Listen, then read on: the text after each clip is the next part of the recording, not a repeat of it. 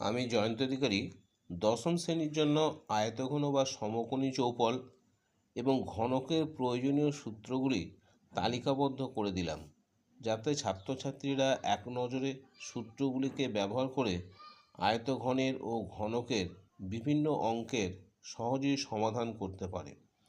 আয়তঘন বা সমকোণী চৌপল হলো যার তিনটে মাত্রা থাকে, যেমন দৈর্ঘ্য, প্রস্থ এবং উচ্চতা, যার তল সংখ্যা হলো 6টি, শীর্ষবিন্দু হলো 8টি এবং ধার সংখ্যা হলো 12টি।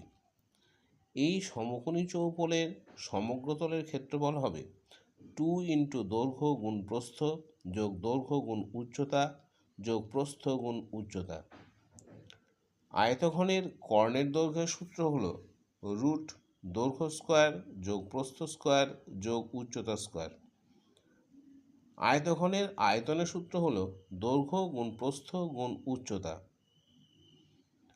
ঘরের চার দেওয়ালের ক্ষেত্রফলের সূত্র 2 ইন্টু দৈর্ঘ্য প্লাস প্রস্থ গুণ উচ্চতা। আয়তঘনের অপর একটি রূপ হলো ঘনক, যার দৈর্ঘ্য, প্রস্থ এবং উচ্চতা সকলেই সমান। এই ঘনকের সমগ্রতলের ক্ষেত্রফলের সূত্র 6a²। ঘনকের কর্ণের দৈর্ঘ্যের সূত্র √3a।